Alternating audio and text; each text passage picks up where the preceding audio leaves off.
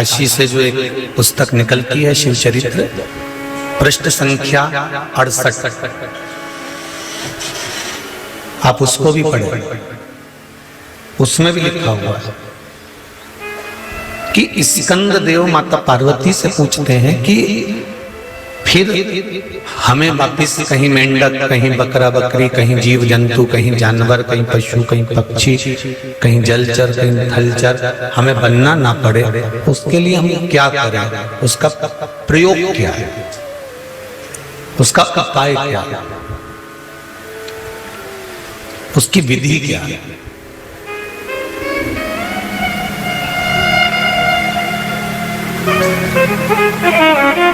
पार्वती जी ने कहा, भूमंडल पर जन्म लेने के बाद, मृत्यु लोक में आने के बाद हम अपना कार्य अगर श्रेष्ठ तरह से करते हैं, इसलिए शायद गीता जी में भगवान कृष्ण ने कहा कि कर्म प्रधान है।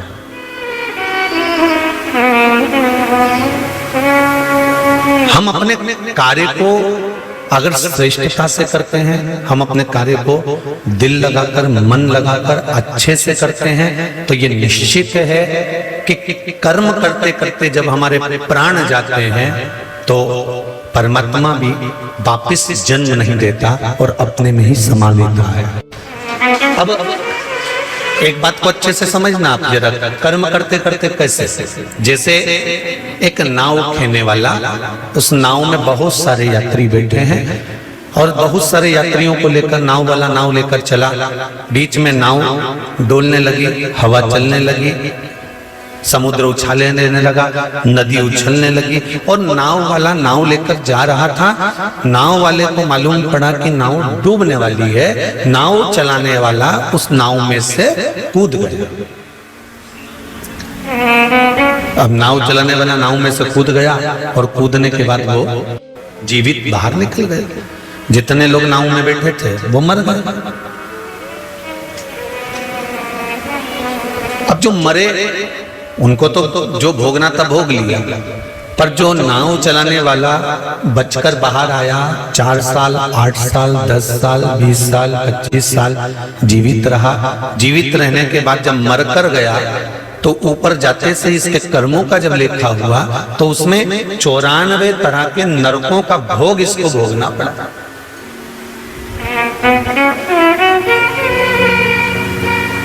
नाव वाले नाविक ने कहा, नाव चलाने वाले ने कहा, सबको 10 नरक, किसी को 15 नरक, किसी को 5 नरक, किसी को 2 नरक और मुझे 94 तरह का नरक क्यों? तब धर्मराज ने कहा, तेरा कर्म था नाव चलाना, पार उतारना, तू तैरना जानता था, किसी एक को भी बचा लेता। कर्म करते करते, बचाते बचाते अगर तेरे प्राण भी छूट जाते तो तुझे वापस जन्म नहीं होता, तेरी मुक्ति हो जाती। पर कर्म को छोड़कर अगर तुम दूसरा कर्म कर रहे हो तो उसका तो भोग तुम्हें भोगना पड़ेगा।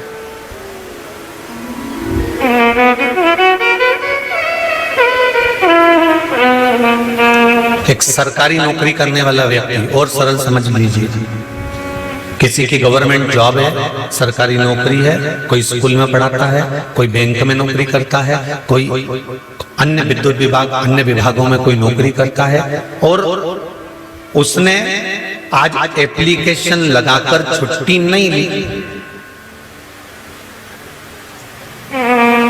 और छुट्टी उसको मिली भी नहीं और उसने ली भी नहीं, और अपने दोस्तों से कहकर कहीं चले गए।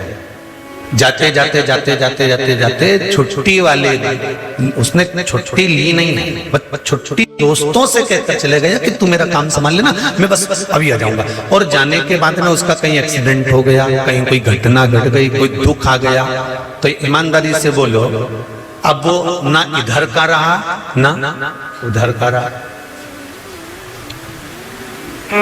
एक छोटी सी एप्लीकेशन लगाकर एक छोटी सी छुट्टी लेकर चले जाता और शासन प्रशासन की निगाह में रहता कि इसने छुट्टी ली है, हमने दी है, तो फिर प्रशासन उसको संभाल लेगा। पर इसने छुट्टी ली ही नहीं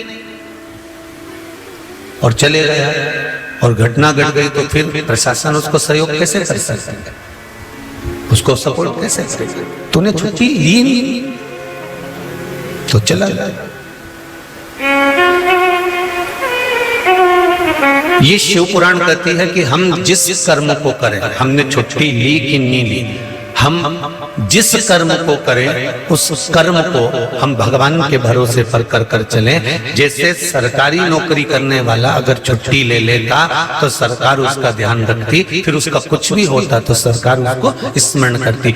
हम कहीं पर भी जाएं, कहीं से भी आए, कुछ भी कर्म करें, हमारा कर्म अगर हमने हमारे बाबा कुबेरेश्वर पर महाकाल राजा पर अगर छोड़ दिया है तो ये निश्चित है कि हमारा कर्म प्रबल होएगा और उसका फल हमको मिलेगा, जो उसका फल हमें प्राप्त होगा। मत बुरे कर्म कर बंदे वरना पछताएगा, भगवान की आंखों से तू बच नहीं पाएगा, तू बच नहीं पाएगा। अरे ओ अज्ञानी मत करना दानी, तेरे कर्म का फल भी तू ही आएगा, जैसा किया तूने तेरे आगे आएगा। मत बुरे कर्म कर बंदे, मत बुरे कर्म कर बंदे वरना पछताएगा, की आंखों से तू बच नहीं पाएगा, तू बच नहीं पाएगा। हम जो कर्म करें, माता पार्वती जी ने स्कंद देव को कहा कि कर्म प्रधान, कर्म करो,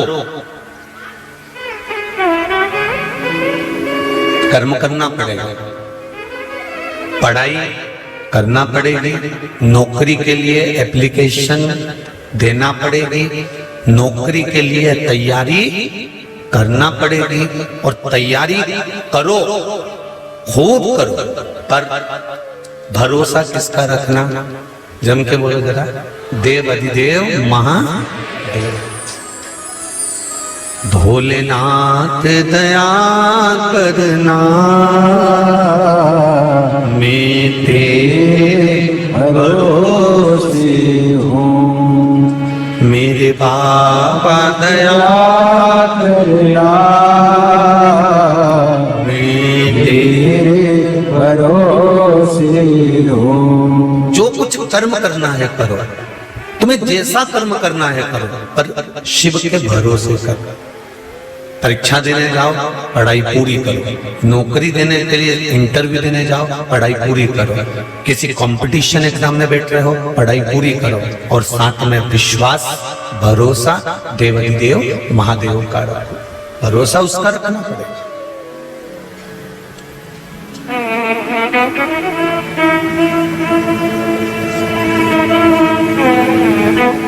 जब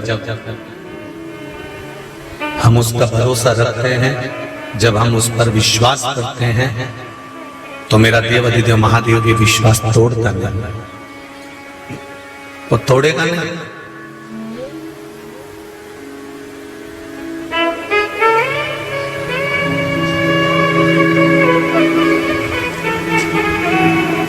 शिव पुराण कर रहे हैं, स्कंद देव ने पूछा कि मनुष्य शरीर छोड़ने का और वापिस जन्म ना होने के लिए हमें क्या करना पड़ेगा? तो कहा कर्म करो। बॉर्डर पर लड़ते लड़ते अगर कोई मर जाता है ना, प्राण छूट जाते हैं, तो उसको वीर गति प्राप्त करने का पद मिल जाता है। कर्म करते करते अगर हमारे जीवन में हमको दुख सहन करना पड़ रहा है, कष्ट सहन करना पड़ रहा है, कर्म करते करते हमको तकलीफ भी आ रही है, कष्ट भी आ रहा है, तो उससे हमें घबराना नहीं है।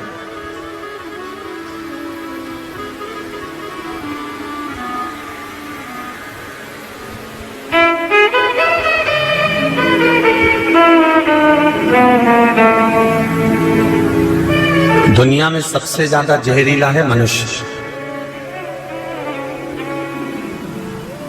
सांप तो दिखता है तो अपन कह देते हैं ये काट खाएगा, बोलो सही है कि गलत है? सांप देखकर कह सकते हो कि इसमें विष भरा है, ये काट खाएगा। बिच्छू को देखकर कह दोगे कि ये विषैला है, ये काट खाएगा। गोयरा को देखकर कह दोगे ये विषैला है, ये काट खाएगा। मगर को देखकर कह दोगे ये काट खाएगा। चुपकली को देखकर कह दोगे कि ये काट लेगी। अगर कोई जीव जानवर को देखकर कह दोगे कि ये जहरीला है, पर इन सब जहरीलों से भी बड़ा जहरीला है मनुष्य। ये नजर ही नहीं आता कि कब काट कर चलेगा।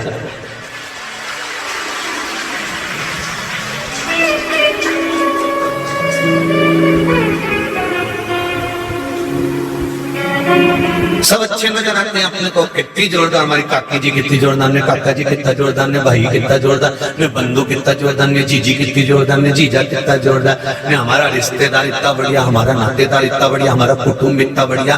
और जब छोरा छोरी का संबंध करने की बारी आती है और कोई संबंधी रिश्तेदार तुम्हारे रिश्तेदारों से पूछते हैं क्यों सा भेरूलाल की छोरी कैसी है, और इतने में रिश्तेदारों ने उनके बारे में जो बताना चालू करा, तब समझ में आता है कि सांप से ज्यादा जहरीला तो मनुष्य है।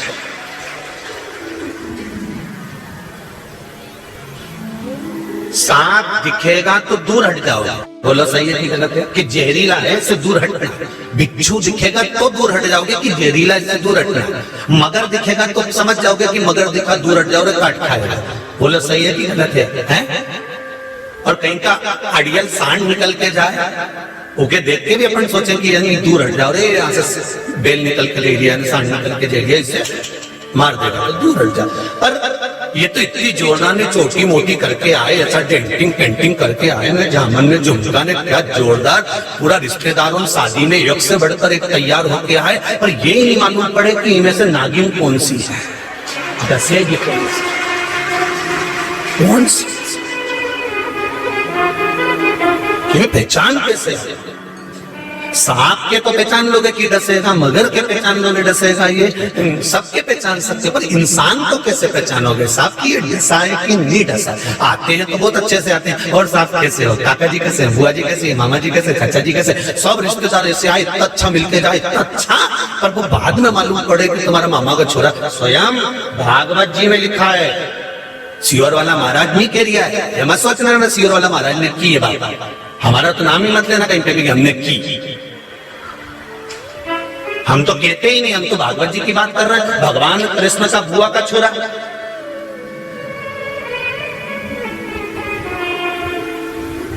कौन जी का सिर कटा, शिशुपाल, बुआ का छोरा। और भगवान कृष्ण को मालूम पड़ा कि तुम्हारा बुआ का छोरा गाली दे दिया था तुमको। इतने में बलराम जी बोले नहीं, हमसे जब भी मिला नहीं, बहुत जोरदार मिला, गले भी लग के मिलता है और बहुत हमेशा पूछता है, और भैया कैसे हो, दाऊ दादा ठीक तो हो, कभी आओ हमारे राज्य में, कभी आओ हमारे उधर, हमें तो हमेशा बुलाएगा, फिर गाली कैसे दे सकता? नहीं मानो तो एक दिन मैं तुमको वीडियो बना के बता दूंगा, एक दिन हमारा मोबाइल में कैच करके बताऊं, गाली देखी। और इतने में तो दाऊ जी ने कह दिया था नहीं शिशुपाल ऐसा नहीं कर सकता, वो गाली दे ही नहीं सकता, हमारी बुआ का छोरा और सबकी बुआ का छोरा, ऐसे कैसे गाली दे दे, रिश्तेदार हमारा। तो भगवान ने कई बार किया, नहीं शिशुपाल गाली देता है, नहीं दाऊ जी बोले मैं नहीं मान सकता, नहीं मान सकता। तो एक दिन भगवान सभा में बैठे थे और भगवान कृष्ण उठ के चले, और चलते चलते शिशुपाल भैया को उन्होंने प्रणाम करके कहा, भैया द्वारका को आना एक बार देखने, नया महल बनाया। इतने में तो शिशुपाल खड़े होकर बोल दिया, छोटे तेरी द्वारका देखने आऊंगा। इतने में तो भगवान कृष्ण ने पलट के दाऊ दादा को देखा, ये देख लो, मैंने पहले ही बोला था कि कैच करके दिखा। सांप दिख जाता है तो भय हो जाता है कि ये काटेगा, बिच्छू दिख जाए तो कि ये काटेगा, गोरिया दिख जाए तो कि ये काटेगा, मगर दिख जाए तो ये काटेगा। पर इंसान को कैसे पहचानोगे कि अंदर से कितना काट रहा है, ये समझ नहीं सकते। सबसे जहरीला अगर संसार में कोई जानवर है, सबसे जहरीला अगर कोई है तो वो कौन है? मनुष्य। दिन भर 24 घंटा बैठ के कुछ ना कुछ काटते ही है, दिन भर बैठे बैठे काटेगा। कौन? वो तो ऐसा, फिर काट दिया, कौन ऐसा, फिर काट दिया। कभी अच्छा मुंडा से बोला ही नहीं, दिन भर जहर उगले, दिन भर 24 घंटा इसके मुंडा से जहर निकलता रहा। जैसे सांप की जिभ्या लपलपाए, ऐसी दिन भर इसकी जिभ्या लपलपाती रही, सही बोलती रही, आप सब सही बोलती।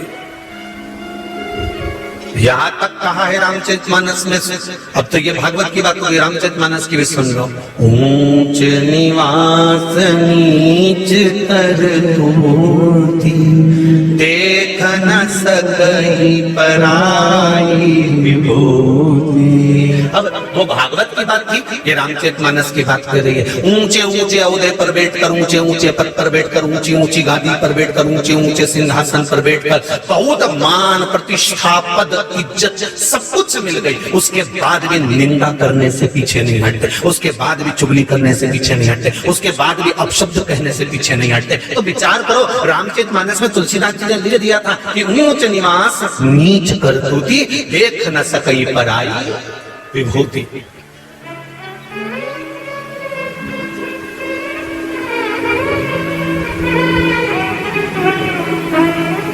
अब फिर भागवत में जाना।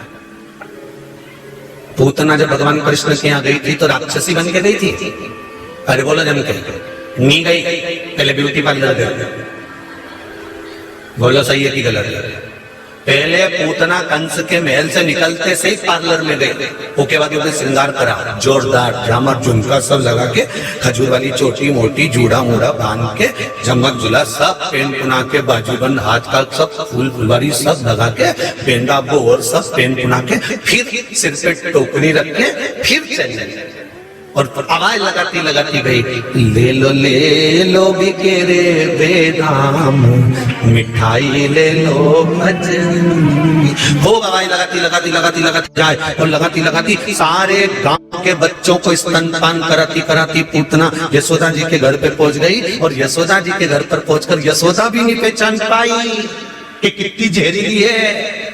वो तो समझी इतनी सुंदर है रे, ऐसा लग रहा है इंद्र के यहाँ से अप्सरा आई है। तो यशोदा जी ने पूछ लिया, तुम कौन हो? मैं गांव की गोपी हूँ। कैसे आना हुआ? जब लाला हुआ तो बधाई लेने नहीं आई, आज मैं बधाई लेने। अच्छा ठीक है। तो यशोदा मैया ने जितने भगवान शंकर यशोदा जी के आए तो उनकी गोदी में नहीं दिया लाला, और पूतना की गोदी में तुरंत दे दिया, क्योंकि पहचान नहीं पाई ना कि डेंटिंग पेंटिंग के आगे नहीं पहचान।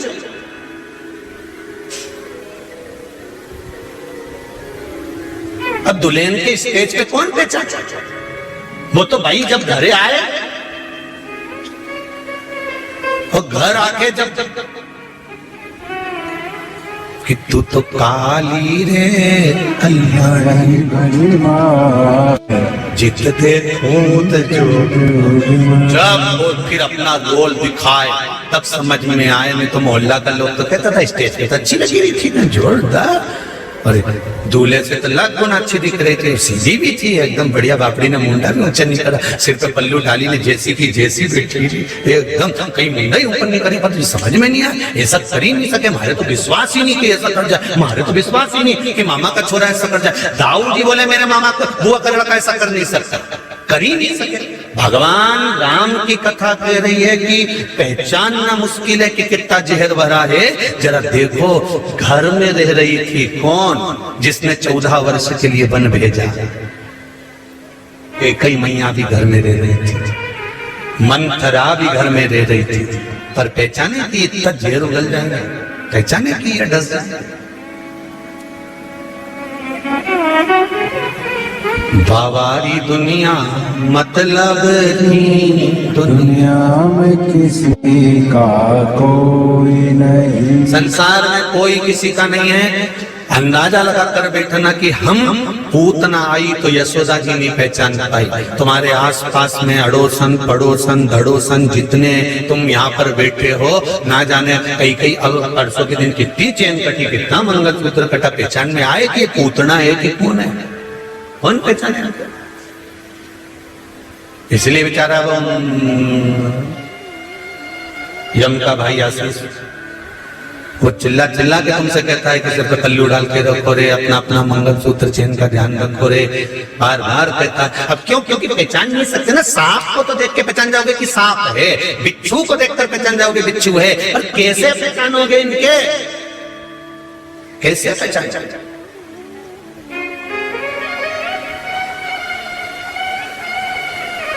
हमारे साथ रहकर चोट कर जाए, इसमें क्यों लोग, तो फिर कैसे पहचाना? कहा मां पार्वती ने स्कंद देव को कहा, स्कंद कार्तिकेय, कर्म करते करते जब मनुष्य अपने प्राणों को त्यागता है तो वो शिव धाम को चला जाता है। मनुष्य का जो शरीर भगवान ने बनाया है वो कर्म करने के लिए बनाया है कि कर्म करना, परिवार को पालना, रिश्तेदारों को पालना, नाते कुटुंब कबीले सबके साथ रहना। अपने परिवार में ये अभिमान मत लाना कि तुम अकेले काम कर रहे हो, ना जाने किसके भाग्य का तुमको मिल रहा है, तुम कर्म करेंगे।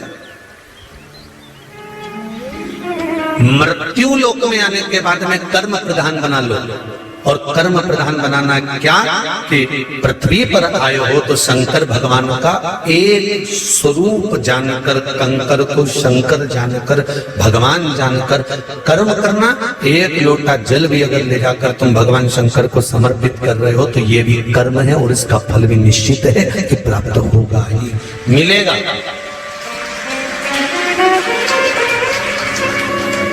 ऐसा नहीं मिलेगा।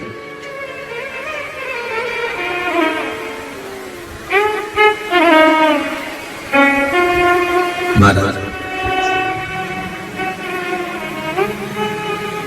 सबसे जहरीला मनुष्य पर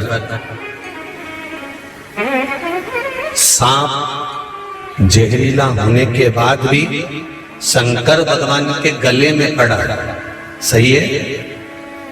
बिच्छू जहरीला होने के बाद भी शंकर भगवान के कानों में कुंडल बनकर पड़ा, और मनुष्य जहरीला अगर है, सांप शंकर जी के गले में है, बिच्छू कान में है, और मनुष्य चरणों में जाकर पड़ जाए तो उसकी भी जिंदगी सार्थक हो जाती है, उसका भी जीवन सार्थक हो जाता है। केवल भगवान के चरणारविंद में पहुंचने पर, केवल भगवान के चरणारविंद में पहुंच जाने पर।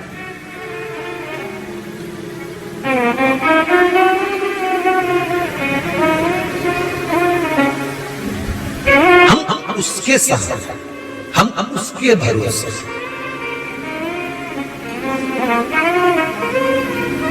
और जब ये चित्त, ये मन, ये बुद्धि उसके भरोसे पर हो जाती है, फिर भटकना नहीं पड़ता।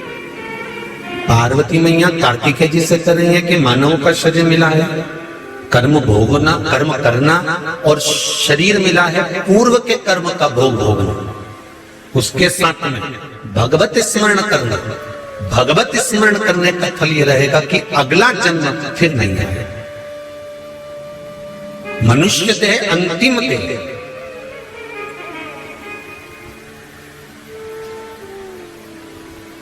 आज किसी ने व्हाट्सएप पर मैसेज भेजा है, कोई लखन सिंह जी हैं हरियाणा के साइड के, उन्होंने मैसेज करा है कि हमारे यहाँ टीवी चलती रहती है और आप कहते हो कि तेज आवाज कर दो और सबको सुनाओ। आज मैसेज आया, टीवी भले चलती रहे और हम सुने ही नहीं तो क्या कर लोगे? टीवी भले चलती रहे, हम नहीं सुने तो लखन सिंह जी से हमारा निवेदन है, जो बर्तन ज्यादा काला हो जाता है नी मंजे, तो घर के लोग समझदारी करते हैं, उसमें छाछ भर के रख देते हैं। बोलो सही नहीं रहते? छाछ भर के उस बर्तन में रख दो, 2-4 घंटे तक भरी रहेगी ना, उसके बाद उनमें पानी डाल के धो के रख दो, मांजने की जरूरत नहीं पड़े, छाछ से बर्तन साफ हो जाता है। तो लखन सिंह जी, हम भी ये जानते हैं कि बहुत सारे ऐसे काले ठीकरे हैं, बहुत सारे ऐसे ढेर सारे काले बर्तन हैं जो ये इतनी जल्दी साफ होने वाले नहीं है। इन्हें सारा साबुन घिस दो नहीं तो साफ नहीं होगा, क्योंकि रोज चूल्हा पे धर धर के इनकी काकियों ने इनके काला कर दिया। पाप करा करा के पाप का कालापन पूरे ठीकरे पर, पूरे शरीर पर लग गया है, ये इतनी जल्दी साफ नहीं होगा। इसलिए हम कहते हैं कि टीवी की आवाज कर जम करके तेज करके छोड़ दो, क्योंकि इन्हें छाछ क्या है? ये भगवान की कथा। जब शरीर में कहीं से भी ये कथा भरा जाएगी तो बर्तन आज नहीं तो कल साफ होएगा ही शरीर, ये निश्चित है। छाछ भर के तो धरो, अब तुम बर्तन में छाछ रखो ही नहीं हो कि बर्तन साफ हो जाए। नहीं, रोज भीम से मांजे ने, साबुन से रगड़े न, रोज रगड़े, बेचारी का हाथ बेकार हो गया, पर वो ठीकरा साफ नहीं हुआ। ऐसे काले ठीकरों को तो शंकर की कथई छाछ बनकर साफ करती, इतनी जल्दी साफ होने वाले नहीं, बहुत कठिन है, बहुत कठिन। अब देखो ठीकरा साफ हुआ कि नहीं हुआ। तेज आवाज हुई होगी तो कथा ध्यान में गई होगी, कथा ध्यान में गई होगी तो टीवी पे से नंबर निकाला होगा। अर्जुन से पूछा था पेड़ पे क्या दिख रही है, तो कहा तोते कि हाँ, बस समझ गए गुरुदेव की अब लक्ष्य पर है। उसी तरह टीवी पे क्या दिख रही है, महाराज का नंबर, मतलब लक्ष्य पर है, ये निश्चित है। इतने में समझ में आ जाए कि ठीकरा साफ होने वाला है, वहां कई दिक्कत है। छाछ भर दी, बर्तन साफ, कितना भी काला बर्तन होनी, छाछ भर के आधा 1 घंटा 2 घंटा तो तुम्हारे यहाँ बेकार छाछ हो जाएगी। की काम की नहीं रहे वैसी छाछ, किसी काम की नहीं। शिव महापुराण को जब तक ये पुराण नहीं होती थी लोग जानते ही नहीं थे, उठा के रख रखी थी, किसी ने नहीं जानते थे कि शिव पुराण भी कोई हो। वो तो जब ये छाछ ने अपना रंग दिखाना चालू करा, जब दिखाया तब लोगों को समझ में आई कि ठीकरा उन साफ कर देगी सारा। और हुआ, कई ठीकरे साफ हो गए, कई ना जाने कितने बर्तन साफ। और अभी भी थोड़े बहुत ठीकरे तो रह गए, वे भी साफ हो जाएंगे, धीरे धीरे होंगे। तुम सोचो कि एकदम हो जाए, कहीं कहीं का चूल्हे पे चढ़ चढ़ के एकदम घना काला पड़ी जाए तो जब उसको साफ करने में थोड़ा समय तो लगे। तो पहले छाछ का काम है, जो अंदर भर के रखी है पहले वो अंदर से साफ करती है, फिर बाहर रखी हुई छाछ को क्या करना पड़ता है, फिर बड़े बर्तन में छाछ को रखो और ये ठीकरे के अंदर बाहर से साफ करना है तो इसको भी उस बड़े बर्तन के अंदर डुबो के धर दो। जब डुबो के धर दोगे तो बाहर से भी साफ हो जाएगी। पहले अंदर से साफ करो, भीतर से साफ होना चाहिए। इसका चित्त, इसका मन, इसकी बुद्धि, इसका केंद्र बिंदु भगवान बनना चाहिए। पहले ये मंदिर जाना चालू कर देंगे एक बार, इसके बाद इसको तो कथा में कभी भी डुबो देंगे, डुबोया कि एकदम क्लीन साफ, फिर कहीं नहीं सोचना अपन को कि बर्तन साफ हो गया। तो यहाँ तो शास्त्र कह रहा है कि आप भगवत स्मरण की ओर आगे बढ़ो, भगवान की भक्ति की ओर जब आगे बढ़ोगे तो निर्मलता का सुख अपने आप प्राप्त हो जाएगा, अपने आप।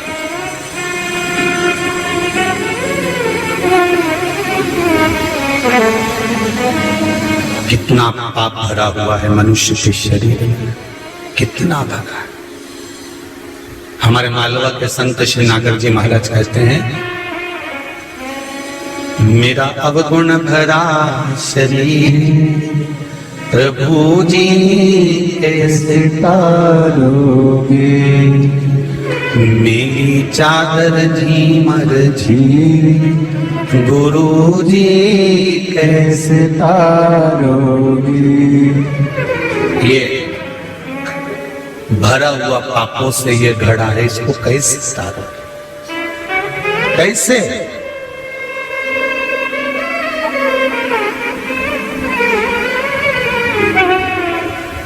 ये तो सुख का अनुभव कराती है शिव महापुराण की कथा। एक पत्र में किसी ने लिखा है, देखिए,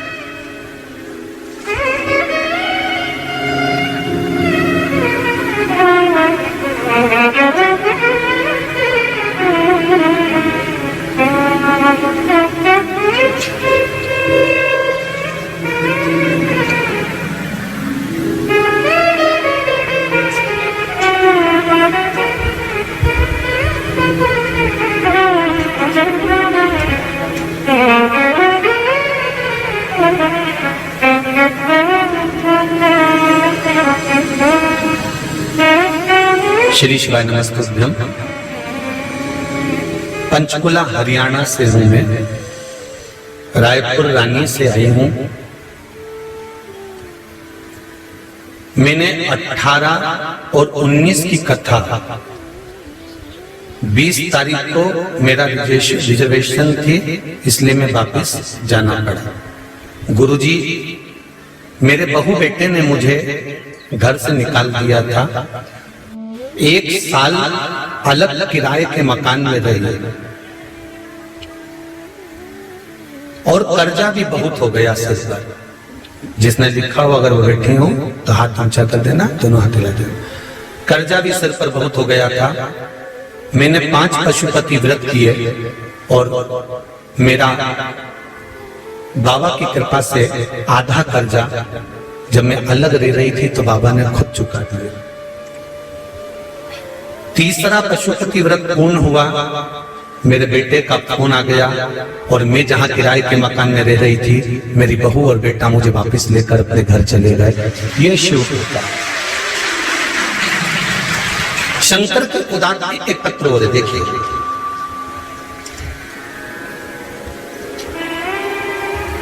सुलेखा सिकरवार, पति का नाम विश्वनाथ सिकरवार। हम मुरैना मध्य प्रदेश से हैं। कहीं बैठे हो तो हाथ हिला देना। आप ही हैं? हर हर महादेव। एक बार फिर से हाथ हिला दो, हर हर महादेव। मुरैना मध्य प्रदेश से आए हैं गुरुदेव। मैं बचपन से ही शिव की आराधना करती हूँ, पर शिव भक्ति को आपके माध्यम से जाना। 1.5 साल से मैं कथा सुन रही हूँ गुरुदेव। मुझे गठिया की बीमारी बहुत पुराने समय से थी। रोग ठीक नहीं हो रहा था गठिया का, जिसके कारण दवा ले लेकर थक गई थी। पूर्ण रूप से ठीक नहीं हो पाई थी। कथा में तिल के तेल का उपाय सुना, उपाय किया प्रदोष के दिन, और अब मैं ठीक हूँ। 1 साल से मेरी सारी दवाई छूट गई गठिया की और मैं रोग से मुक्त हूँ। ये शिव है। आपने एक प्रश्न और करा है कि रोग ठीक होने के बाद उपाय करें या नहीं। जब अपने को आराम लग गया तो बाबा को परेशान नहीं करना। हर हर महादेव। शिव की कृपा होती ही ऐसी। बैठे, आपका विश्वास, हम तो आप लोगों से भी कहेंगे, जितने लोग कुबेरेश्वर बाबा की धरा पर आए हो, जमीन पर बैठकर कंकर और शंकर की पावन भूमि पर बैठकर कथा सुन रहे हो, एक बारीक से बारीक कंकर भी अगर आपके पास में पड़ा हुआ है, आप दिल से बाबा से कहकर चले जाना कि मैं इस कार्य के लिए आई हूँ बाबा, 3 महीने में मुझे वापस बुलाना। 3 महीने में वो कंकर वापस बुला ले, वो शंकर वापस बुला लेगा। आप बोलकर तो जाओ, उसको कहकर तो जाओ। और जितने लोग टीवी चैनल के माध्यम से कथा सुन रहे हैं, उनसे भी कहूंगा, आप दिल लगाकर टीवी के सामने आस्था चैनल पर, फेसबुक, यूट्यूब पर मन से मेरे कुबेरेश्वर बाबा को, मेरे महाकाल बाबा को, मेरे विश्वनाथ को कहो तो 3 महीने में आपका कार्य जब हो जाएगा, आप स्वयं यहाँ पर चल कर आ। ये शिव है। शंकर भगवान को पाने के लिए वैकुंठ नहीं जाना। आप में से अगर कोई जाना चाहता है वैकुंठ तो जा सकता है। हमारी तरफ से आप लोगों को छुट्टी है? तुम्हारा मन करे नहीं कि मैं तो वैकुंठ जाऊंगी तो जाओ, मना नहीं है। सूरदास जी ने एक पद लिखा है, कहा करो वैकुंठ के जाए, कहा करो वैकुंठ लिखते हैं कि वैकुंठ जाकर मुझे क्या करना, जहां गौ में नहीं, गोवर्धन नहीं, वहां वैकुंठ में मैं क्या करूंगा? नहीं। जितने लोग कथा सुन रहे हैं, भले आस्था पर सुनो, चाहे फेसबुक पर सुनो, चाहे यहाँ बैठ के सुनो, आप लोगों की छुट्टी, आप जा सकते हो वैकुंठ, तो मर्जी पड़े जब चले जाना। पर करोगे क्या वैकुंठ? क्या करना हमें वैकुंठ में?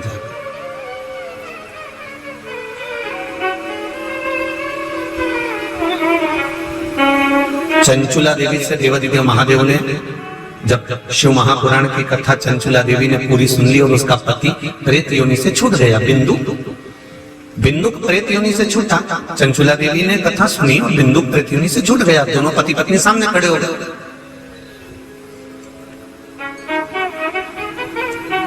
पूछा भोलेनाथ जी ने, अब तुम दोनों प्रेत योनि से छूट चुके हो, तुम कहां जाना चाहते हो बताओ।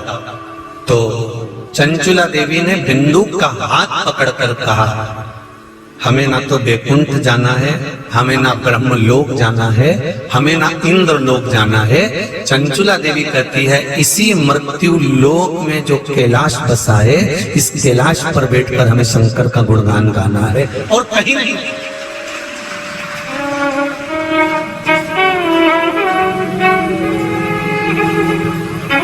क्या करेंगे वैकुंठ में जाकर? वहां पर केवल डल्लब का गद्दा मिलेगा, एसी का रूम मिलेगा, सोने और चांदी की थाली में भोजन मिलेगा, अप्सराएं तुम्हारा पंखा झेलेगी।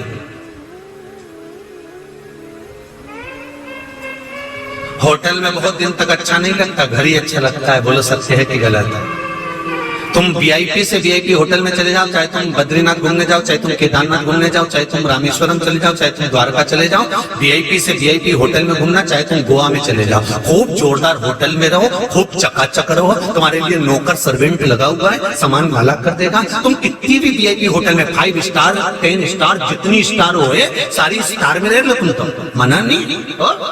एक से बढ़कर एक होटल में रहो, और 10 दिन 15 दिन 20 दिन 1 महीना 22 दिन 25 दिन में तो घर की याद आ ही जाए। अब घर में ना तो होटल जैसा सुख है, घर में ना कोई अच्छा एसी का रूम है, घर में ना कोई नौकर लगा है तुम्हारा सामान ला के देने के लिए, घर में ना तुम्हारे को कोई कुछ कहने वाला। होटल में सारा सुख है, इसके बाद भी होटल का सुख थोड़े दिन अच्छा लगता है, बाद में घर की याद आती है। उसी तरह कोई भगवान विष्णु से जाकर पूछे कि नारायण तुम्हें वैकुंठ अच्छा लगता है, तो भगवान विष्णु कहते हैं अगर वैकुंठ अच्छा लगता होता तो मैं राम अवतार नहीं बनकर आता, कृष्ण अवतार में नहीं आता, वामन अवतार रखकर नहीं आता, मैं कपिल अवतार रखकर नहीं आता, मैं परशुराम अवतार रखकर नहीं आता। मेरे 24 अवतार हुए हैं। भगवान नारायण खुद कह रहे हैं कि मेरे 24 अवतार इसलिए हुए हैं कि मुझे वैकुंठ में जो सुख नहीं मिलता वो मृत्यु लोक में आकर सुख मिलता है, इसलिए मैं पृथ्वी पर आना।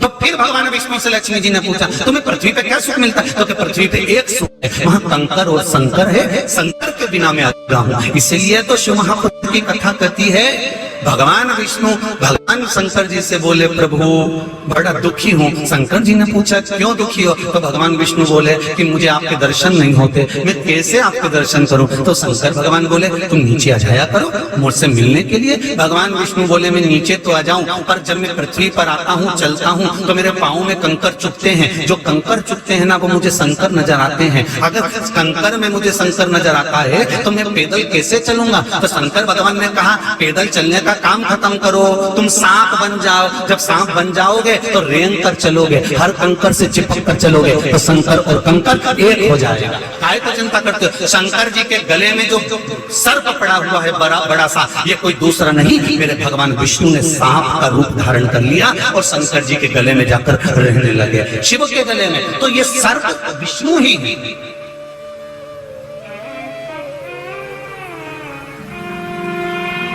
तुझ में रब दिखता है यारा मैं क्या करूं, हर एक में वही दिखता है तो तुम क्या करेंगे?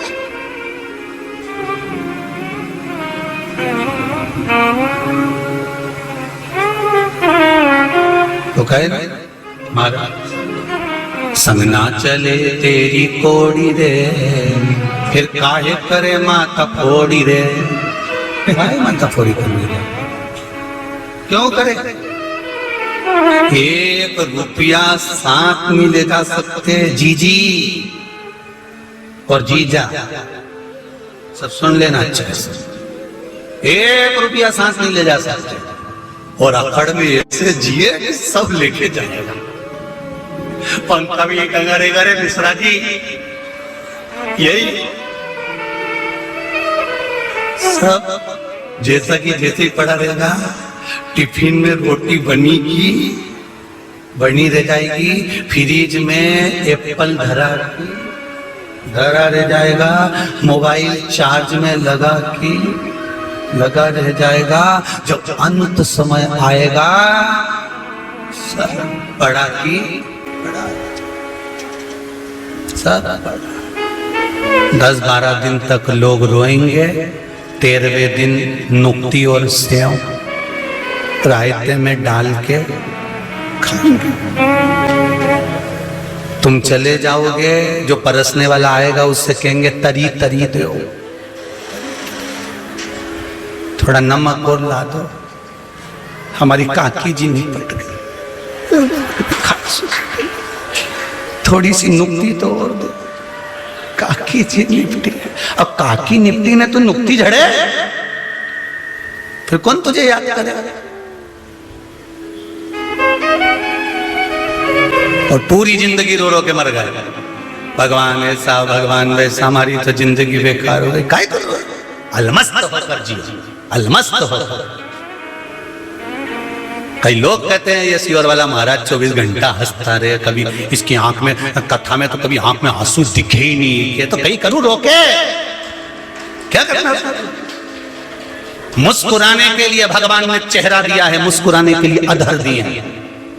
रोने के लिए तो जब पैदा हुए थे तो मेरे राम जी भी अगर जन्मे थे तो भी कहा गया था, माता पुनि बोली सोमति डोली तजौतात यह रूपा की जैसी सुलीलाति प्रियशीला यह सुख परम अनुपा, सुनी वचन सुजाना रोदन थाना। कह दिया रो राम जी। राम जी बोले हम रोएं, और क्या, जन्मे हो पृथ्वी पर तो रोना तो पड़ेगा। इसलिए राम जी को माता कौशल्या ने रुलाया था कि जन्मे हो पृथ्वी पर तो रोना पड़ेगा। इसलिए आज भी बच्चे का जन्म जब हॉस्पिटल में होता है, चाहे घर में होता है, डॉक्टर सिस्टर थप मार के चिमटा तोड़ के रुलाते हैं, रो, आज से रोएगा तो मरेगा, रोना पड़ेगा, रोना पड़ेगा निश्चित है, रो।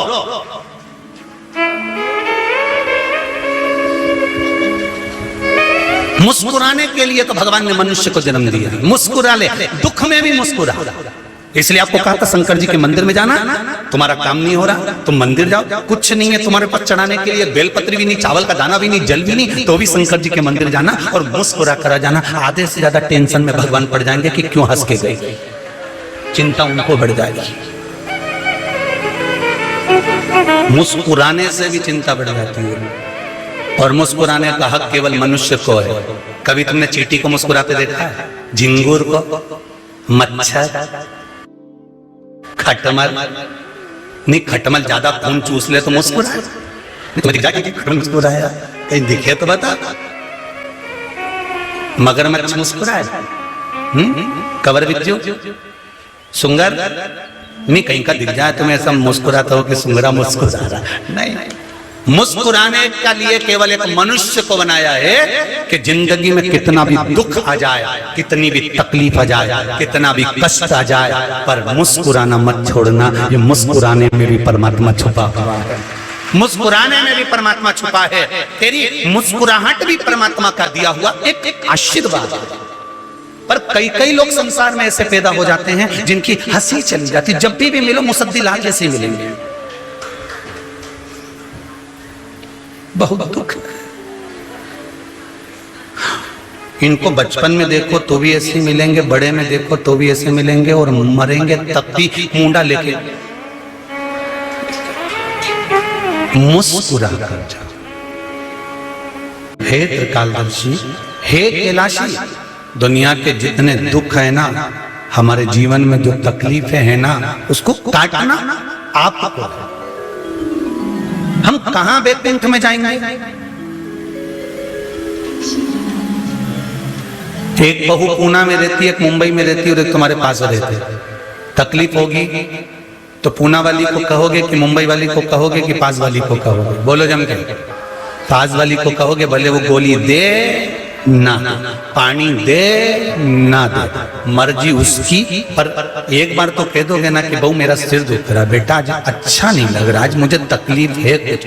उसी तरह सब बैठे, कोई बैकुंठ में बैठा है, कोई ब्रह्मलोक में बैठा है, कोई इंद्रलोक में बैठा है, पर मेरा देव अधिदेव महादेव मृत्यु लोक में बैठा है, जो नजदीक में है। सबसे पहले आवाज उसको लगा लेना, सबसे पहले आकर खड़ा, सबसे पहले आवाज लगाना, सबसे पहले आकर खड़ा मिलेगा।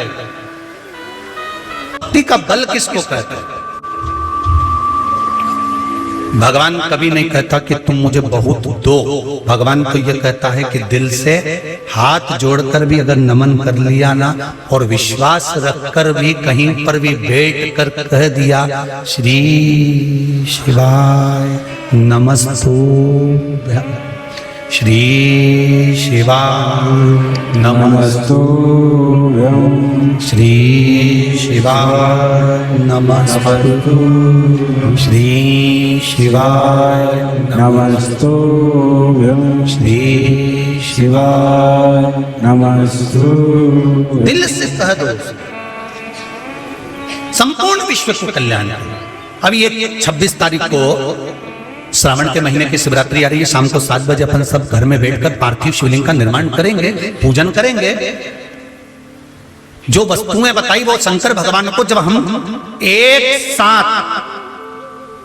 साथ अगर शंकर जी का अनुमोदन करेंगे, एक साथ टीवी चैनल के माध्यम से, मोबाइल के माध्यम से जब अपन सब बैठकर पूजन करेंगे, तो ईमानदारी से बोलना कि जब एक व्यक्ति आवाज लगाता है तो उसकी पुकार भले पहुंचे ना पहुंचे, पर यह निश्चित है जब हजारों लाखों लोग एक साथ मेरे महादेव को पुकारेंगे तो क्या उनकी मुराद पूर्ण नहीं होगी?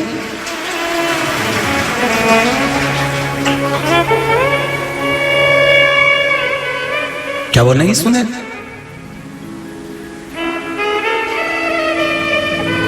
दिल से उसको पुकारने का प्रयास करो। शिव महापुराण की कथा कहती है मानव का शरीर जो मिला है ये भगवत स्मरण के लिए मिला। पार्वती जी कार्तिकेय को करें कि ये जीवन फिर नहीं मिलना है, जो मिल गया फिर प्राप्त नहीं होगा। और अगर मिल भी गया तो ना जाने कौन सी योनि में पड़े रहेंगे। अपन एक दूसरे को पहचानेंगे कि तुम मेंढक बन गए कि मेंढकी बन गए, तुम कछुआ बन गए कि छिपकली बन गए। ये कौन एक दूसरे को पहचानेगा कि कौन क्या बना? हम तो अभी भी नहीं पहचान पाते कि कौन क्या बन गया। तुम्हारे घर पर बकरी आए तो तुम पहचानते हो कि हमारी मौसी है, फिर भी पूरा घर छोड़कर तुम्हारे दरवाजे पे आके खड़ी होती है तो पहचानो ना कि दिन में 1 बजे काय को आती है। पहचानो कि तुम्हारी पड़ोसन कोई मर गई होगी, वो हमेशा 1 बजे दोपहर में चाय पीने आती थी, अब बकरी बन के आ रही है। सारी दुनिया का ओटला छोड़कर बकरी तेरी ओटले पे क्यों बैठती है? कहीं कहीं के ओटले पर कुत्ते को भगा दो, डांट दो, डंडे से पीट दो तो भी वो कुत्ता उसी के ओटले पे बैठता है। अब वो पहचान थोड़ी ना आता कि ये कुत्ता कौन था। अपन पुराना अंदाजा लगा के बैठो कि आखिर ये कुत्ता कौन था, ये कुत्ता कौन था, ये कुत्ता कौन था।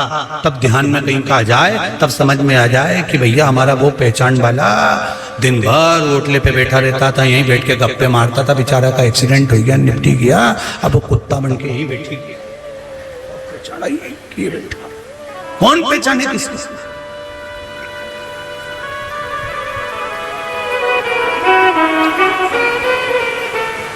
कहां से आई है?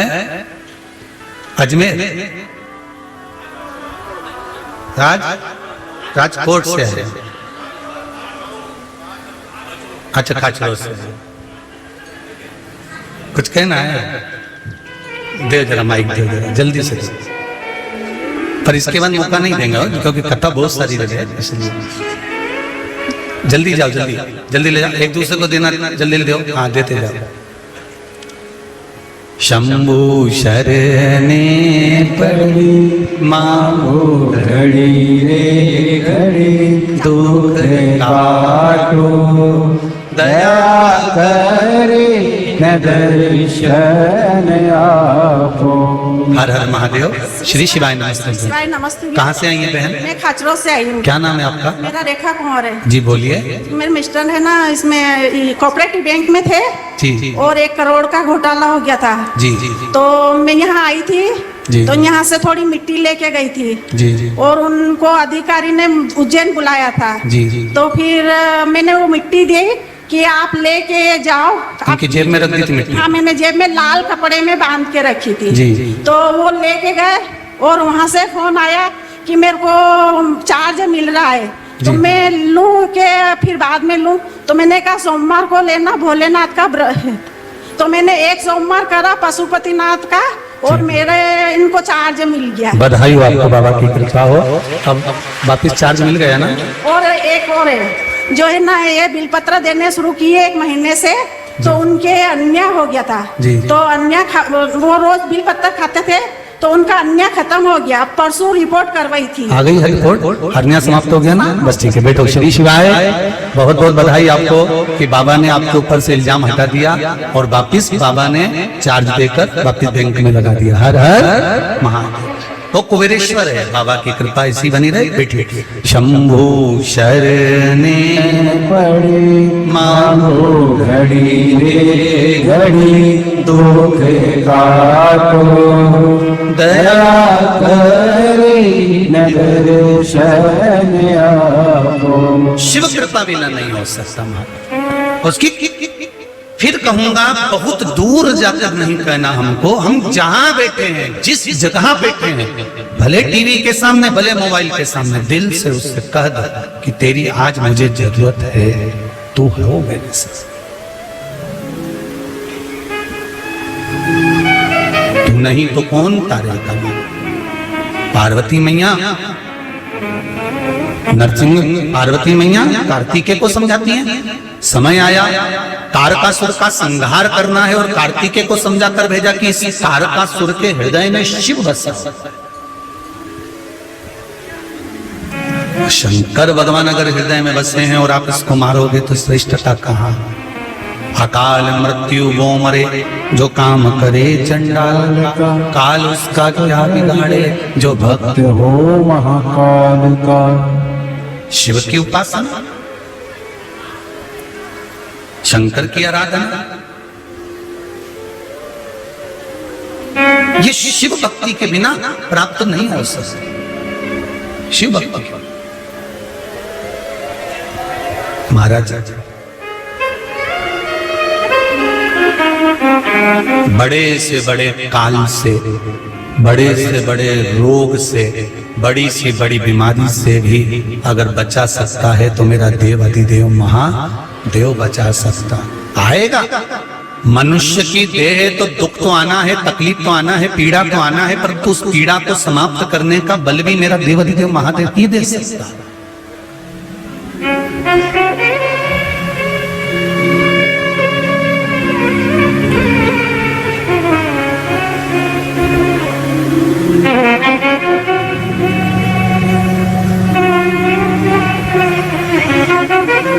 शिव के सिवा कोई नहीं दे सकता, शंकर के सिवा मुश्किल है।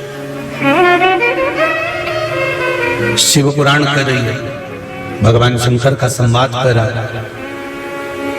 तारकासुर के हृदय में शिव बसा है, इसलिए उन्होंने जो वर मांगा था वो ये मांगा था कि मरूंगा तो शंकर भगवान के पुत्र के द्वारा मरूंगा।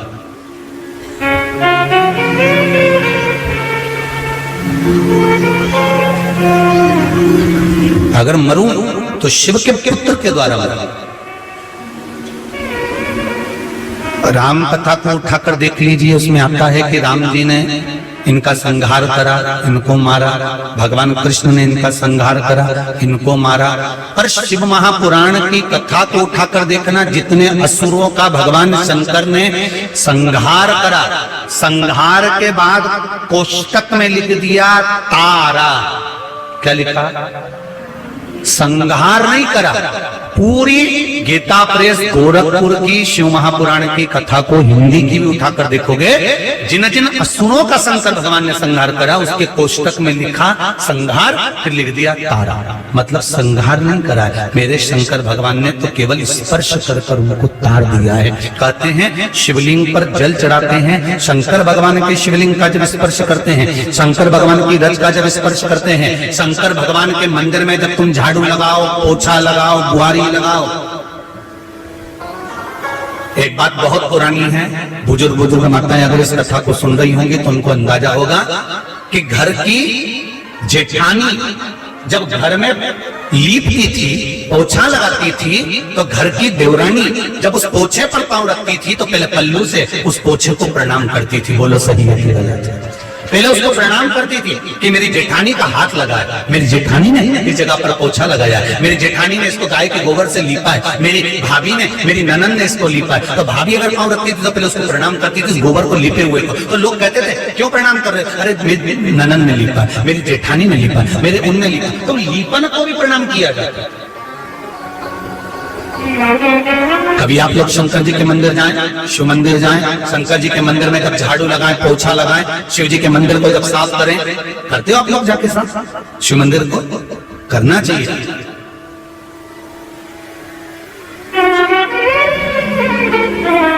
कई लोग जब हमारे पास में पत्र लिखते हैं ना तो बड़ा दुख होता है ये सुनकर कि कई लोग पत्र लिखकर कहते हैं कि महाराज जी ने तो ऐसा मंदिरों में भीड़ करवा दी है शंकर जी के मंदिर में कि लोग बेलपत्री पटक के चले जाते हैं, फूल पटक कर चले जाते हैं और इतना कचरा करके चले जाते हैं। पर मेरा विश्वास कहता है सावन के महीने की शिव पुराण में कि ऐसा कोई मंदिर नहीं होगा जिस मंदिर में कचरा होगा, क्योंकि शंकर के भक्त उसको साफ सुथरा। जो लोग कहते हैं कि मंदिर में कचरा हो गया, उनकी बुद्धि में कचरा भरा हुआ, इसलिए मंदिर में कचरा दिख रहा है। कई लोगों के पत्र आते हैं, हमें सुबह 5 बजे से मंदिर खोलना पड़ता है, रात को 10 बजे तक भीड़ लग जाती है इतनी। अरे तो पहले अंदाजा लगाओ कि शिव मंदिर में कोई नहीं आता था, तो तुमको सोचना था कि शंकर के मंदिर में कोई आता नहीं है। आज तो ब्राह्मण हो चाहे संत हो, नगाड़े बजा बजा कर कहना चाहिए कि मंदिरों में भीड़ बढ़ गई, प्रसन्नता होना चाहिए। जिन जिन ने पत्र लिखकर भेजा वो पत्र में उनके मंदिरों के नाम लिखे, सिग्नेचर करें, वो तो हम आस्था चैनल पर दिखा नहीं रहे। सोचना चाहिए कि मंदिरों में सनातन धर्म का आदमी दूसरे धर्म में जाए तो तुम्हें अच्छा लग रहा है, सनातन धर्म का आदमी दूसरे धर्म में घुस रहा है तो तुम्हें अच्छी लग रहा है, खुशी हो रही है। और आज सनातन धर्म का बच्चा शंकर मंदिर में जाकर 1 लोटा चला रहा है। भले नहीं है किसी के पास में रुपया, तो क्या रुपया चढ़ाना जरूरी है कि 10 रुपए चढ़ाओ कि 50 रुपए चढ़ाओ? एक ने पत्र में लिखा है कि पंडित जी को बोलो सीहोर वालों को कि जितने लोग दर्शन करने आए उनसे कहो कि यहाँ पर 10 रुपए चढ़ा कर जाओ। काहे को बोले सीहोर वाला महाराज? नहीं है किसी की कैपेसिटी चढ़ाने की, नहीं है किसी के पास धन चढ़ाने को। जरूरी है कि 10 रुपए चढ़ाएगा कि 50 रुपए चढ़ाएगा? 1 लोटा पानी लेकर अगर सनातन धर्म का कोई व्यक्ति शंकर मंदिर जा रहा है तो आज सनातनी जाग रहा है, दूसरे धर्म को ठोकर देकर अपने धर्म में आ रहा है। तुम्हें खुशी होना चाहिए, मंदिर में नगाड़े बजाना चाहिए, मंदिर में ढोल बजाना चाहिए, आतिशबाजी चलाना चाहिए कि सनातनी फिर जाग गया और शंकर मंदिर में आकर खड़ा हो गया। और तुम रो रहे हो कि हमें सुबह 5 बजे से मंदिर खोलना पड़ता है, तो 10 बजे तक खोलना पड़ता है। मेरा विश्वास कहता है ऐसा कोई मंदिर नहीं जिसमें भक्त सफाई नहीं करते होंगे। बोलो रीजिए सही है कि गलत है? एक शंकर के मंदिर में लोग जाते हैं तो सफाई कर कर आते हैं। अगर माताओं के पास में कुछ नहीं रहता तो अपने रुमाल से सफाई कर देती, कर करती है मेरी बहन। बेलपत्री जितनी पड़ी होती है, पहले बेलपत्री का रोना रोते थे कि कचरा पटक गए, अब तो जो जाता है वो बेलपत्री उठा के लिया खा जाता है, छोड़ता ही नहीं है। अरे सुधर जाओ रे, और नहीं सुधरो तो सिधर जाओ रे, थोड़ा तो सुधरो।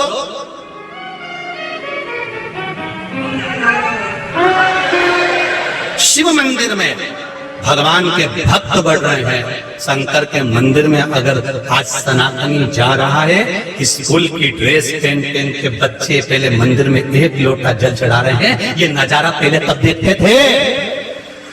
पहले कब देखते थे तुम्हारा ये नजारा कि एक स्कूल की ड्रेस पहना हुआ बच्चा शंकर के मंदिर में जा रहा है? ये नजारा कभी देखने को मिला? घर की बहुएं लोटा लेकर मंदिर जा रही है, ये नजारा कभी देखने को मिला? घर का व्यक्ति पुरुष मंदिर में जाकर लोटा भर के पानी चढ़ा, ये नजारा कभी देखने को मिला? नहीं। ये नजारा आज अगर देखने को मिल रहा है तो समझ लेना कलयुग नहीं शिव युग चल रहा है, और शिव युग का शिव युग ही एक आनंद करा सकता। उसके बाद भी रो, उसके बाद भी अगर रोना रो कि सीहोर वाला महाराज ने कचरा करा दिया, तो रोते रहे जिंदगी भर। हम नाम नहीं बोल रहे हैं, और ना हम गांव का नाम बोल रहे हैं, ना मंदिर का नाम बोल रहे हैं, ना महाराजों का नाम बोल रहे हैं। ढेर भेजा ढेर।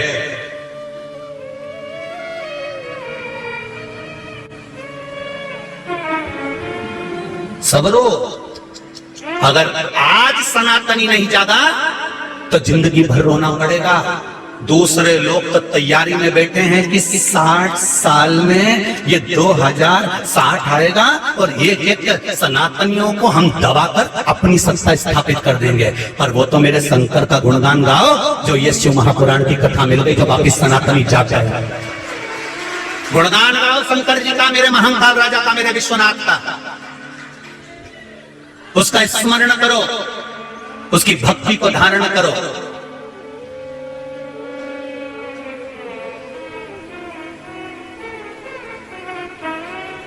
कितना जोड़ने का प्रयास कर रहे हैं, फिर भी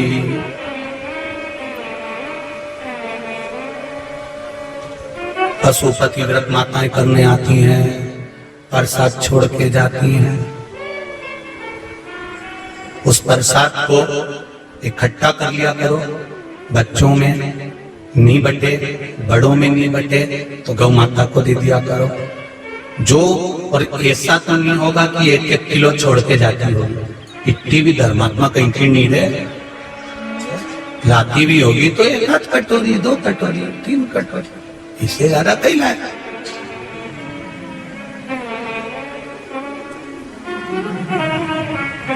महाराज इसलिए कह रहे हैं,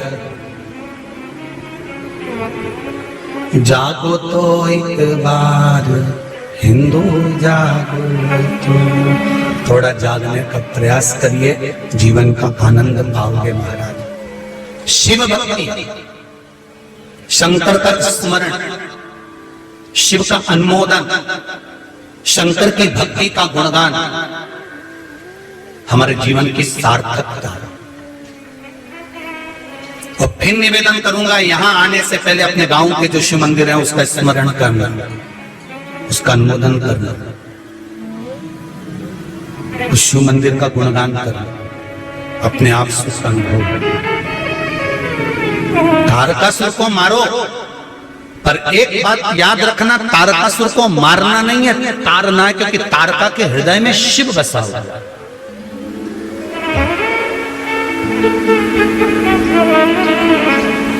तारका के हृदय में शिव बसा हुआ। भगवान कार्तिकेय जी ने जाकर तारकासुर का संहार किया। संहार नहीं था, शिव ने कृपा कर तारकासुर को तार दिया। वो जो बाण छोड़ा गया था वो तारकासुर के हृदय को नहीं लगा, वो तारकासुर के शरीर में लगा। तो शरीर में जहां पर बाण लगा, तारकासुर के उस पूरे शरीर में शंकर ऐसा रमा हुआ था कि शंकर भगवान के नेत्र खुल गए। और नेत्र खुले और खुलते से शंकर जी को स्मरण आया कि मेरे तारका को किसी ने बाण छोड़ा। बहुत ध्यान देना, 3.5 करोड़ रोम छिद्र मनुष्य के शरीर में है। 21,600 श्वास मनुष्य के शरीर से प्रतिदिन निकलती है, प्रतिदिन। अब प्रत्येक श्वास में तुम अगर भगवान का भजन कर रहे हो तो जिस श्वास को भगवान ने आखिरी बनाया है उस श्वास में भी भगवान का नाम आ गया, भगवान का स्मरण आ गया। तो तुम्हें लेने के लिए यमराज नहीं आएगा, तुम्हें लेने के लिए यम नहीं पहुंचेगा, तुम्हें लेने के लिए नंदी पर चढ़कर देवाधिदेव महादेव ही पहुंचेगा, कोई दूसरा नहीं पहुंच सकता। कौन पहुंचेगा? वो पहुंचेगा शिव ही, कोई दूसरा नहीं।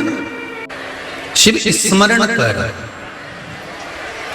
तारकासुर के शरीर के एक रोम में शंकर समाये हुए हैं, शिव समाये हुए हैं।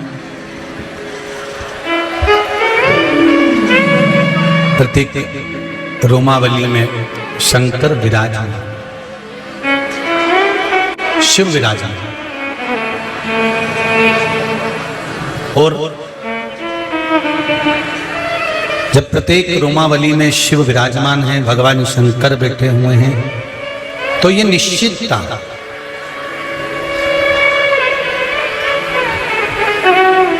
कि शिव तारकासुर की एक रोमावली में विराजमान है, एक रोम में विराजमान है। तारकासुर के प्रत्येक रोमावली में अगर शंकर भगवान बैठे हुए हैं, विराजमान हैं, तो जहां बाण छोड़ा गया शरीर में जहां लगा वहां शंकर ही विद्यमान थे। तो षडानंद कार्तिकेय ने यह भाव व्यक्त किया कि पिताजी मैंने तारकासुर को मारा नहीं है, तार दिया। बैठो बहन, अभी बोलती, बैठो बैठो बैठो। जो कहना चाहती हो पहले लिख के दे दिया करो, फिर यहां समझो। तो शिव कथा कर रहे हैं, शंकर भगवान का स्मरण कर रहा है, शिव भक्ति कर रहा है। तारकासुर मरा नहीं, उसको तार दिया। जो शंकर भगवान की शरणागति में आकर बैठ जाता है, जो शिव के चरणों में आकर बैठ जाता है, वो प्राण छूट भी जाए तो वो मरा नहीं है, शंकर के धाम चला गया। कहाँ गया? शिव धाम। और जन्म मरण के चक्कर से छूट गए। जन्म मरण के चक्कर से उसकी मुक्ति हो गई, फिर वो जन्म नहीं लेता। पहले भी कथा में कहा, फिर कह रहे हैं, मृत्यु निश्चित है, आएगी।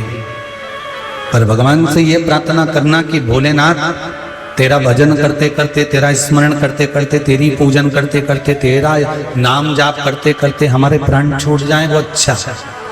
पलंग पर मत पटकना, शरीर को सड़ाना नहीं, गलाना नहीं, बेकार नहीं करना कि बाद में भोग ना पड़े और कोई करने वाला नहीं मिले, ऐसा शरीर मत बनाना। ऐसा शरीर मत बनाना जिसको लोग भी कहें कि ये शरीर बेकार हो गया, अब तो इसको छूट जाना चाहिए।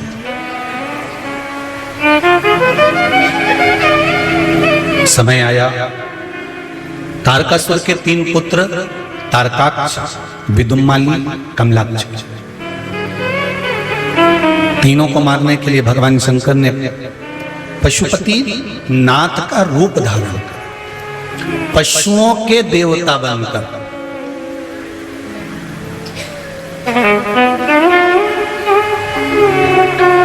अब एक प्रश्न खड़ा हो जाता है कि गुरुजी, पशुओं के देवता पशुपति नाथ हैं, तो फिर पशुपति नाथ की आराधना तो मनुष्य क्यों करता है? अब आप मानव का इतिहास ढूंढ के लाइए।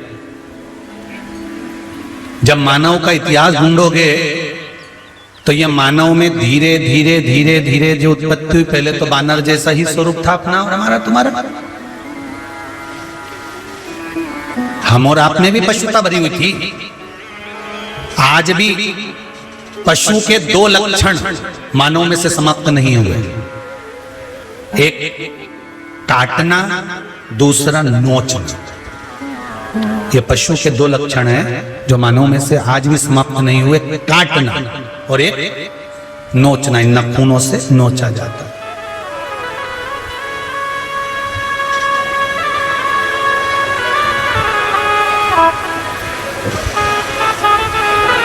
आज भी ये 2 लक्षण समाप्त नहीं हुए, चल रहे हैं।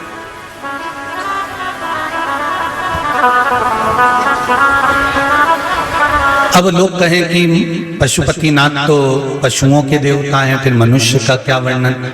शिव महापुराण की कथा कहती है ये मानव तो बाद में निर्मित हुआ, पहले तो पशुता के भाव से ही, पशुता के ही रूप में निर्मित था। वो तो धीरे धीरे धीरे धीरे धीरे धीरे मानवता का भाव जागृत होता चला गया।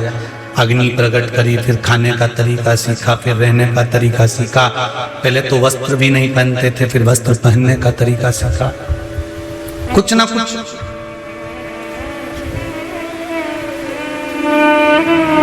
स्वरूप बदलता गया। और आज भी आप शंकर भगवान के सामने जाओ ना, शिव जी को अगर नमन करो ना, तो शंकर भगवान से एक बात अच्छे से कह दिया करो कि हम ना तो मंत्र जानते हैं, ना हम तंत्र जानते हैं, ना हम साधना जानते हैं, ना हम व्रत जानते हैं, ना हमें रहना आता, ना खाना आता, ना हमें भजन आता, ना पूजन आता।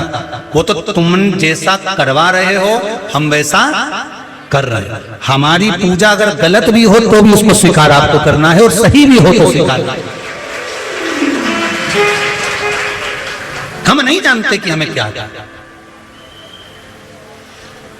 हम तो केवल आपकी निर्मल भक्ति को जानते हैं, केवल इतना जानते हैं कि सारी समस्या का हल एक लोटा जल। हम तो इतना जानते हैं कि आपके मंदिर तक आना सीख गए, फिर आगे आपकी मर्जी है, आप तारो कि मानो, ये आपकी। अरे भाई, चांदी काली हो जाती है तो उसको सुनार के यहाँ ले जाया जाता है कि चांदी को उज्जवल कर दो। बर्तन काले हो जाते हैं तो ताम्रकार के यहाँ ले जाया जाता है कि बर्तन को उज्ज्वला कर दो। शरीर बेकार हो जाता है तो डॉक्टर के यहाँ ले जाया जाता है कि शरीर ठीक कर दो। और अगर मन बेकार हो जाए तो सदगुरु के पास ले जाया जाता है कि इसको ठीक कर दीजिए। इस मन का अगर कोई डॉक्टर है, इस मन को अगर साधने वाला कोई है, इस मन को अगर कोई स्वच्छ बना सकता है तो वो भगवान देव अधिदेव महादेव कर सकते। ये श्रेष्ठ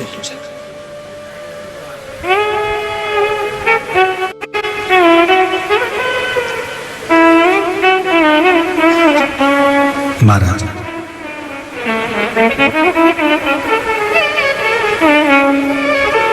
शिव भक्ति कर ले।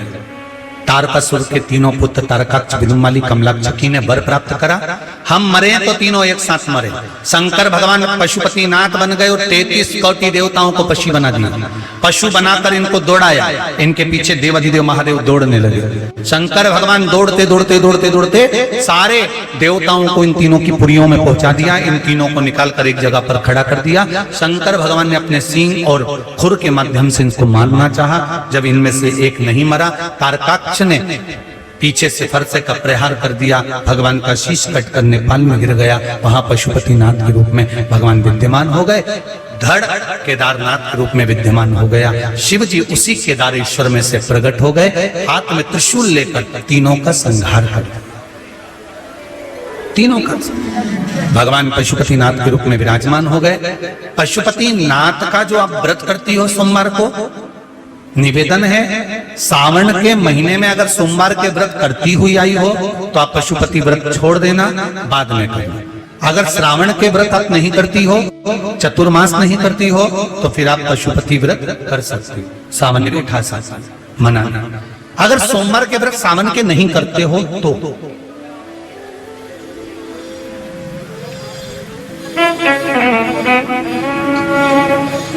एक भाव पशुपति व्रत का जरूर स्मरण करें। जो भी प्रसाद का निर्माण करो, आपने खीर बनाई, आपने हलवा बनाया, सीरा बनाया, आपने पेड़ा बनाया, या कोई मूंगफली का दाना सेक कर गुड़ मिला के पट्टी बना, चक्की बना, जो भी बनाया आपने, आटा सेक कर पंजेरी बना ली हो, मीठा फूली बना ली हो, कुछ भी आपने जो बनाया है भगवान के लिए, एक स्मरण रहे कि कढ़ैया में उतना ही बनाया जाए जितना आपको 3 हिस्से करना। कढ़ाई में ज्यादा छोड़ना नहीं है, रखना नहीं, उसमें से लेकर जाना। अगर परिवार के लिए बना रहे हो और भगवान के लिए बना रहे हो तो वो भगवान स्वीकार नहीं करता। शिव जी को पूर्णता का भाव लगता है। क्या लगता है भगवान को? पूर्णता का। एक बेलपत्र भी अगर आप भगवान शंकर को चढ़ा रहे हो ना, 50 बेलपत्र आपके पास में है, टूटी फूटी है, आप छोड़। जरूरी नहीं है कि हमको 1.25 लाख चढ़ाना है, जरूरी नहीं है कि हमको 108 चढ़ाना है, जरूरी नहीं है कि हमको 50 चढ़ाना है। जरूरी है एक बेलपत्र लेकर गए हो ठीक है, नहीं लेकर गए तो शंकर भगवान पर से उठाकर धोकर फिर चढ़े। पर अभी बारिश चालू हो गई है, आप सबसे एक निवेदन है, अगर बेलपत्र चढ़ाने का हमको शौक है तो एक बेलपत्र का वृक्ष लगाने का भी शौक उत्पन्न करो और उस बेलपत्र के वृक्ष को बढ़ाओ। अपने जीवन में एक बेलपत्र का वृक्ष लगाओ, उसमें पानी देने रोज जाओ, प्रतिदिन जाओ, खाद डालो, पानी डालो, जिससे बेलपत्र का वृक्ष लगे। केवल वृक्षारोपण का फोटो नहीं खिंचवाना। अभी बहुत सारे फोटो चालू हो जाएंगे वृक्षारोपण के, तुम देखो तो सही, ढेर सारे नेता मंत्री सब फोटो खिंचवाते रहेंगे, वृक्षारोपण करा, वृक्षारोपण करा। अब जरा पता तो कर आओ कि इन वृक्षों में से बच्चे कितने, उतने वृक्ष लगाओ जिनको तुम पनपाकर बड़ा कर सको। और वृक्ष भी इतने इतने से लगा देंगे क्योंकि वो वृक्ष आते हैं 20 रुपए, 50 रुपए, 25 रुपए, 100 रुपए के। अब बड़ा वृक्ष लाओ तो महंगा है, तो बड़ा वृक्ष कौन ने कहा कि तुम बाजार में लेने जाओ? छोटे से वृक्ष को अपने घर में लेकर आओ, गमले में लगाओ, बड़े गमले में लगाओ। जब वो 1 साल का हो जाए, जैसे अपने घर में बेटी को बड़ा करते हैं फिर उसका ब्याह करते हैं, ऐसा मन में एक सोच बनाओ कि हम बेलपत्री का पौधा नहीं ला रहे, हम पार्वती जी को घर में ला रहे हैं छोटी सी। उस पार्वती को साल भर बड़ा करूंगी, बड़ा कर फिर उसका ब्याह करूंगी, शंकर जी के मंदिर में लेके जाऊंगी, शंकर जी के मंदिर में सामने रखूंगी, मंदिर में रखने के बाद शंकर जी पे एक लोटा पानी चढ़ाऊंगी, उस पानी को लाकर शंकर शंकर जी पे से 7 बार घुमाकर पार्वती के रूप में बेलपत्री के पेड़ में चढ़ाऊंगी। चढ़ाने के बाद शंकर जी से कह दूंगी पार्वती को ब्याह तेरा साथ कर दिया है, इस पौधे को मैं बगीचे में जाकर लगाऊंगी। जब वो 1 साल का बड़ा पौधा लगेगा तो फिर जल्दी से मरेगा नहीं, वो बढ़ता ही चले जाएगा। तुम इतना सा लगाओ। अभी हमारे ये कुबेरेश्वर धाम के बाहर ढेर सारे पौधे बिक रहे होंगे, हमने चेक नहीं करे। हम अगर क्योंकि बाहर जाते हैं, अगर दुकान वालों से कुछ कहेंगे तो मीडिया वाले पहले खड़े हो जाएंगे आगे कि महाराज ने ऐसा बोल दिया दुकान वालों से, इसलिए हम जाते भी नहीं कहने के लिए, कौन जाए। तो हम यही कंकर संकर में मस्त होते हैं। हम दुकान वालों से भी एक निवेदन करना चाहेंगे, अगर हमारी आवाज पहुंच रही हो तो, कि लोगों को बेवकूफ बनाना छोड़ दो। पेड़ों की डालियां तोड़ के लाते हैं, डब्बे में खोस के दे देते और कह देते दिया कुबेरेश्वर धाम में, और यहाँ लगाओ तो वो डाली कोई लगती है क्या? रजीजियां बोलो तो सही ईमानदारी से है। तो हमारा निवेदन है किसी के साथ छल मत करो। किसी के साथ कहते हैं तो लोगों को काली मिर्ची लग जाती है, बस इतनी सी तो दिक्कत है। इसलिए निवेदन है कि अगर वृक्षारोपण करना है, छोटा सा वृक्ष लाओ और दुकान वाले से कह के आना, देख रहे डंडी वंडी में दे दीजिए रे छोरा। अपन भी जब छोरी का ब्याह करे, छोरा का ब्याह करे, सब देख के तो आए मुंडा मुंडा कैसी लगे हो, ऐसे ही हो जाए। तो अपन पौधा लाओ, छोटा सा लाओ, पहले उसको बड़ा करो, बड़ा कर कर फिर वृक्षारोपण करो, जिससे वो वृक्ष लगे तो अपने को लगे कि मैंने इतना बड़ा वृक्ष कर कर लगाया है, बगीचे में लगाया है, अब मरेगा नहीं। मैंने कह के आई हूँ कि पानी डालते रहेंगे, भले 15-20 दिन में जाके पानी डाल दूंगी, पर उसको मैं बड़ा कर दूंगी। वृक्षारोपण करो, बेलपत्री का पौधा लगाओ, शमी के पत्र लगाओ, जिससे ये बेलपत्री हम रहें चाहे ना रहे, शंकर भगवान को उस डाली में से बेलपत्र टूट कर चढ़ती रहे। यही बाबा से प्रार्थना करते रहो। भाव भक्ति से भगवान पशुपति व्रत धारण करे हैं। पशुपतिनाथ भगवान की जय।